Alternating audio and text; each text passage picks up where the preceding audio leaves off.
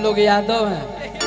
आप लोग परदेसी, यहाँ पे जातिवाद नहीं कर रही, यहाँ पे मैं गायकी कर रही हूँ बस। सौरभ जी जैसे आप लोग परदेसी आदमी हैं। जैसे पता है यादव इसलिए बोले ना कि यादव लोग धोखा देता है, ये सोच नहीं, यहाँ पे मैं जातिवाद करने नहीं हूँ, आप लोग ये माइंड में जरूर रख लीजिएगा।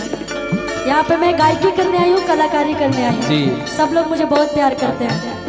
कहेंगे अरे कि तुम नहीं, तुम तो ठहरे परदेसी, तुम तो ठहरे परदेसी, साथ क्या निभाओगे, तुम तो ठहरे परदेसी, साथ क्या निभाओगे, तुम तो ठहरे परदेसी, साथ क्या निभाओगे, तुम तो ठहरे परदेसी, साथ क्या देखिए भैया के तरफ से पुरस्कार बा।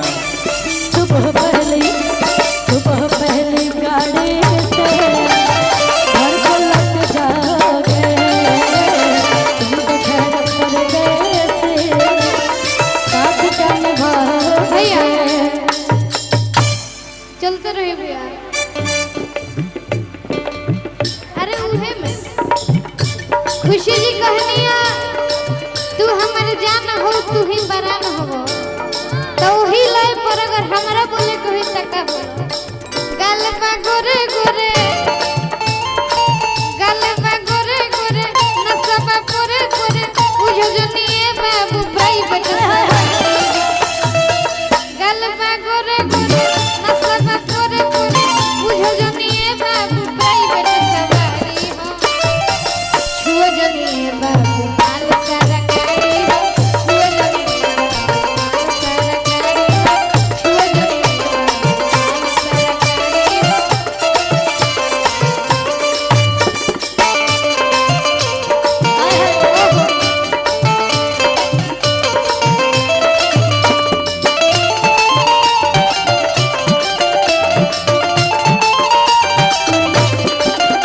आँख से आँख अपना मिला पैगु, आँख से आँख अपना मिला पैगु, ले जाके जरा हमके जीवन देख। यहाँ पे हमारे मुकेश भैया बैठे हुए हैं और मुकेश भैया के जितने भी साथी संगीतिया, जितने हमारे बड़े भैया लोग हैं, बहुत बहुत धन्यवाद, बहुत बहुत स्वागत। और मैं बता दूं कि इस सिंग लॉन में ना सबसे पहले मुकेश भैया ही मुझे कार्यक्रम करवाए थे ले आके ना भैया। मैं आते आते सबसे पहले मुकेश भैया को खोजी कि नहीं, सबसे पहले मुकेश भैया मुझे यहाँ पे लेके आए थे। अब भैया कहाँ हैं? मैं पहले भी यहाँ पे आ चुकी हूँ भैया के माध्यम से, तो बहुत प्यार मिलता है मुझे मुकेश भैया का। और रोहित भैया भी हमारे इधर आए हुए हैं, अविनाश सर, सभी लोग हैं और सब लोग मुझे एक तरफा प्यार करते हैं, बहन की तरह मानते हैं। और मैंने कहीं सुना था कि मुकेश भैया एक बात बोले थे कि तुम मेरी बहन हो, खुशी जो भी कुछ बोल दिया फिर कुछ भी बोल देगा बेटा, किसी की इतनी हिम्मत नहीं है, तुम्हारा भाई खड़ा है। तो बस ऐसे ही मुकेश भैया का प्यार मिलता रहे, मुझे हमेशा मिलता आया है। वो और रघु के तो कोनो जवाबे नहीं है, रघु जब गावत रहे तो एकदम मिजाज मस्त कर देता। लेकिन तार जोड़ा पारी के अभी आइल बड़ी प्रीति है नहीं, प्रीति खाती का कहत रहा, एक बार और कहता का कहत रहा रघु, बहुत तो बहुत दे आके न जानेला और की भारत में पड़ेगो। देखो हमार डार्लिंग भगिना के तरफ से हम ना ले, आज मैं महफिल भगिने के हो और की बिहार हमर राजा के न जानेला और के न जानेला, हमारा लालू जी के न मामा के न जानेला हो, हमारा लालू जी के न मामा के न जानेला। भारत में पड़ेगो बिहार हमर राजा के न जानेला।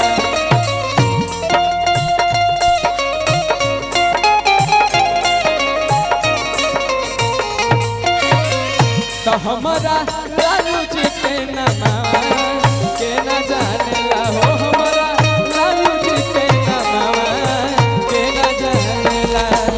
कुछ कहो सौरभ भैया, तू हो कुछ कहो ना, अपना कहो ना। हेलो, हमारा एक गाना बजा था कि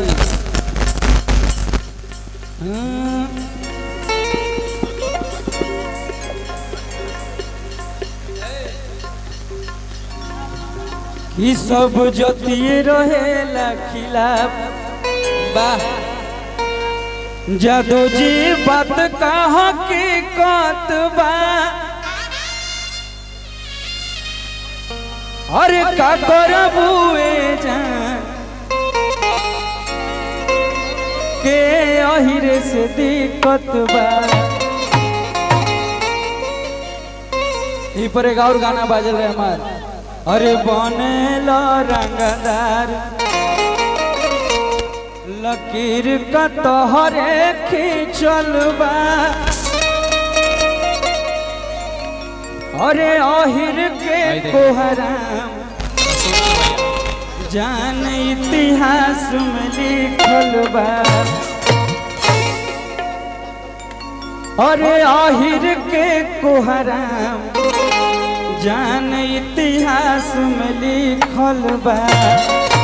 देखिए हमारा सोनल भैया के तरफ से हजारों हजार के पुरस्कार बा। सौरभ भैया और की चौहिया बेरा तोरी जाई बतिया तो वही दिन देखा देवे औकात गोरी हो जहाँ दुगो बाग खड़ा हो जाई अई पटना जिला के हो जा कोई पटना जिला में खोक के चल जाई कि वही दिन देखा देवे औकात गोरी हो कि होला कैसन ओहिरे के जा आ जाए खुशी जी आ जाए महफिल खाली हो गई आ जाए हम ये चलते माइक ना पकड़त रही कि हम पकड़ब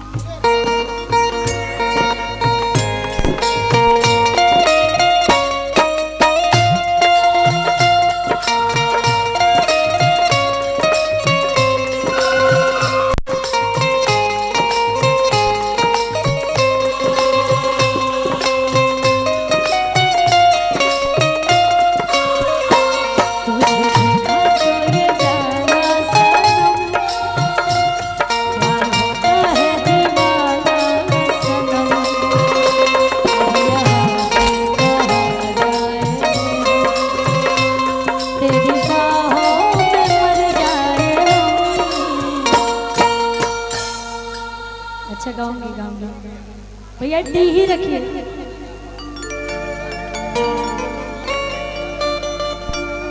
मैं चाहती हूँ थोड़ा आप लोग साइड हटेंगे क्योंकि जितने भी हमारे डांसर्स हैं उन लोगों को डांस करने में नहीं बन रहा है। थोड़ा जगह दीजिए क्योंकि मंच पे ही सब कुछ हो रहा है, म्यूजिशियन भी मंच पे लगे तो थोड़ा जगह होना चाहिए ना डांस के लिए। ये लोग कहाँ डांस करेंगे बताइए, थोड़ा सा हट जाइए। आइए आप लोग इधर ही आइए।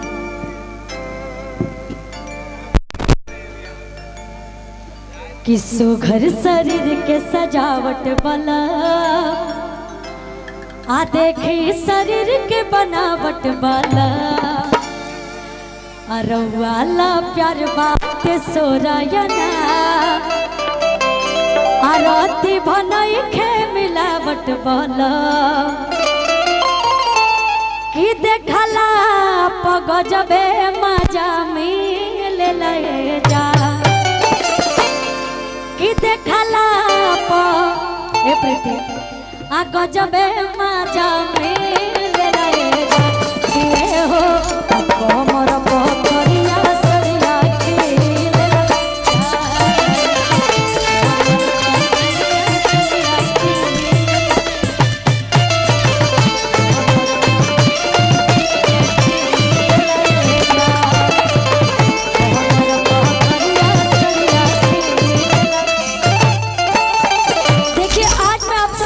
बताती हूँ।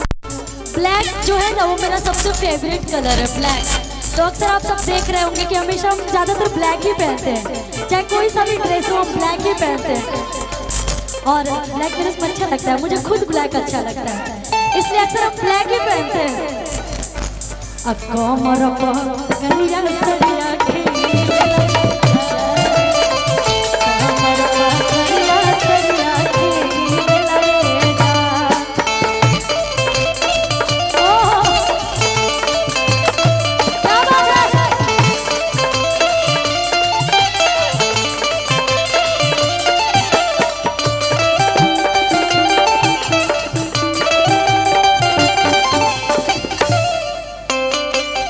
अरे आप इधर आइए। सरिया करिया सरिया करिया सरिया खेला हाय हाय हाय। लेकिन और आज हम करिया सड़िया भी पहन के आए हैं, तो आज मुझे इस गीत को गाने में और अच्छा लग रहा है। लेकिन सौरभ जी कि जब शादी होगी तब वो अपने पत्नी से यही बोलते होंगे या बोलेंगे, शादी तो नहीं हुई है ना अभी कुंवारे हैं ना, गर्लफ्रेंड है कि नहीं, गर्लफ्रेंड है कि नहीं। ऐसा थोड़ी हो सकता है कि गर्लफ्रेंड ना हो। आपको पता है ना कहीं कहीं आप तो नहीं। बताइए ना क्या दिक्कत है, बता दीजिए, हमको बता दीजिए। अच्छा बाद में हमको बताइएगा, लेकिन है ना। ठीक है भैया थोड़ा हटिए आप, ठीक है कोई दिक्कत, मेरे दोस्त है मैं पूछ सकती हूँ। तब ये बोलेंगे अपनी पत्नी से कमर पर करिया सरिया खेला रे जा, कमर पर करिया सरिया खेला रे जा, कमर पर करिया सही में न भूख बा न प्यास बा,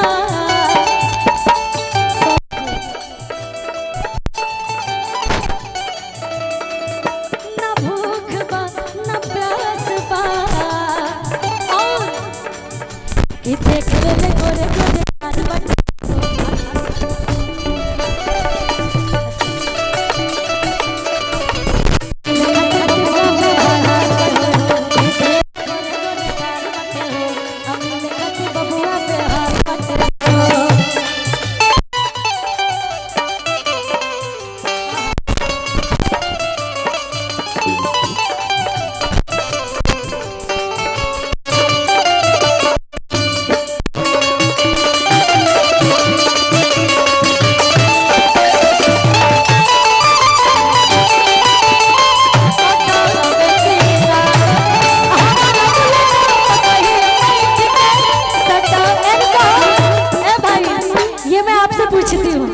मुझे भी चलानी आती है गाड़ी, मैं कार भी चला लेती हूँ, बाइक भी, स्कूटी भी, बुलेट भी सब चला लेती हूँ, ऑलराउंडर हूँ मैं, है ना। कि हमारा बुलेटवा पर कहियो बैठ के अरे सटवे की ना, कि बोलू बोल रे पता रखा, बोलू बोल रे पता रखा हमारा से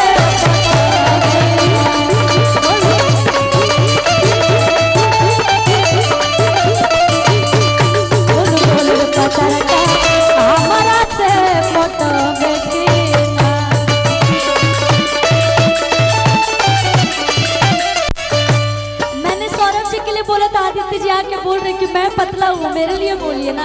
तो आप जो दोनों भाई हैं ना, दोनों तबाही हैं, मैं जानती हूँ, लेकिन आपके लिए मैं नहीं बोल, क्योंकि एक के लिए बोली फिर दोबारा बोल दूंगी तो मजा नहीं आएगा। आपके लिए वो बोलेंगे, आपकी जो आपने मुझे फोटो दिखाया था वो बोलेंगे, सिस्टम सेट कि बोल रे पता रखा हमारा से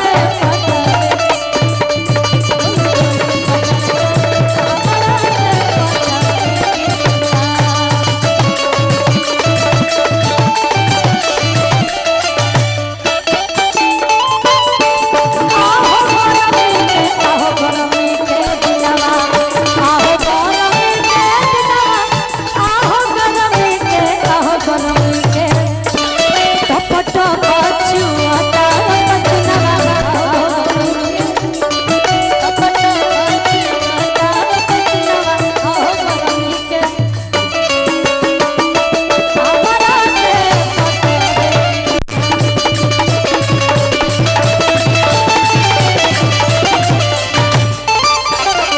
कहिए कुछ हमारे हेलो। तारीफ में। एक गाना है खेसारी भैया का, आपके लिए गाना चाहिए। अरे मेरे लिए गाइए आप।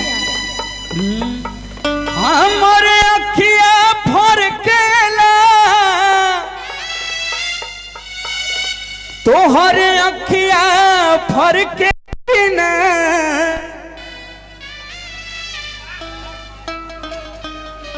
तोर दिल हमारा में धर केला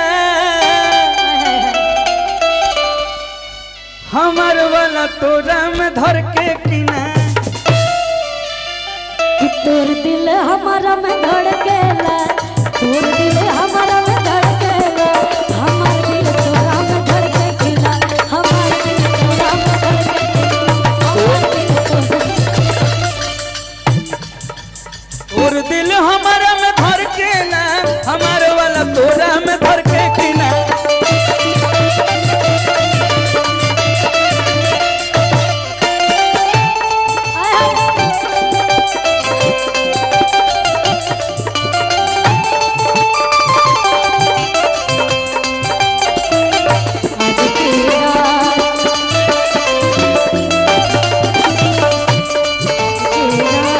मजा हो शिकाया खो से चले जिए।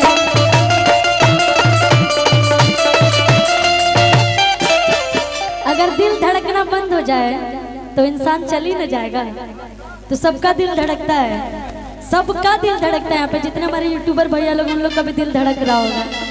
ये बात अलग है कि किसके लिए धड़क रहा है ये मुझे नहीं पता, लेकिन दिल अगर धड़कना बंद हो जाए तो आदमी खत्म हो जाएगा, है ना। भैया का फरमाइश है जादव जी के। अच्छा कि का कही जान बड़ा डर लगे, आए ने उन्हें झाकला से कजरा लगावल छोड़ देनी होई जादू जी के तकला से।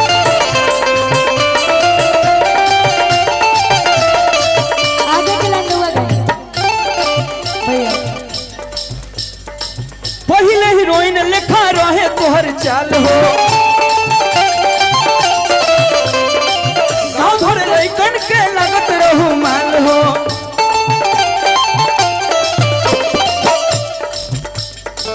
पहले हीरोइन लिखा रहे तोहर चालो, गाँव भर लइकन के लगत रहू माल हो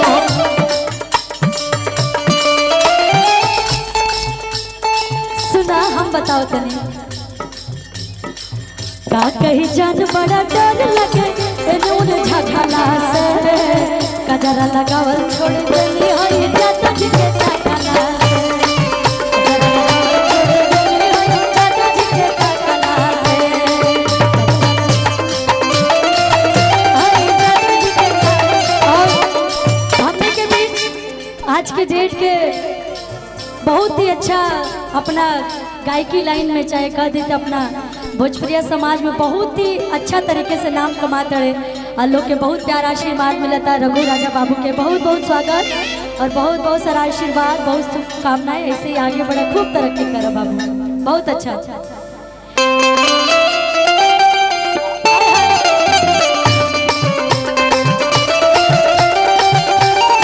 लेकिन एक लाइन आपके लिए, तू हमर जान हवा तू ही परान हवा, तू हमर जान हवा तू ही परान हवा, कहो तो काट के हम दे दी करे जाके ए करे जा। अरे गढ़ा में फेंक दी हले जाके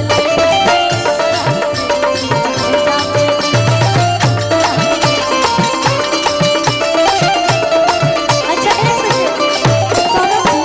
सौरभ जी मुझे बहुत डर लगा। हम लोग बहुत अच्छे दोस्त हैं, फ्रेंड हैं, लेकिन गायकी के माध्यम से मैं कुछ कुछ बोल दे रही हूँ आपको, लेकिन मैं कभी नहीं चाहूँगी कि आपका ब्रेकअप हो जाए। मैं नहीं चाहती कि आपका ब्रेकअप हो, तो जो भी है प्लीज सीरियस नहीं लीजिएगा बहन, मैं बस मजाक कर रही हूँ, है ना।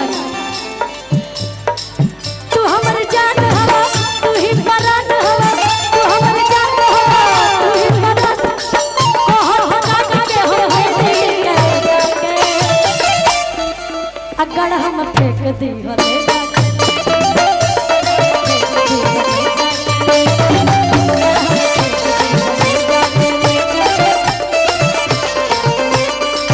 लेकिन आय हाय आप दोनों लोग एक साथ, कोई सुना बात है। नहीं, कोई बात नहीं। मीठा मीठा। और तुम तो धोखेबाज हो, वादा करके भूल जाते हो। तुम तो धोखेबाज हो, वादा करके भूल जाते हो।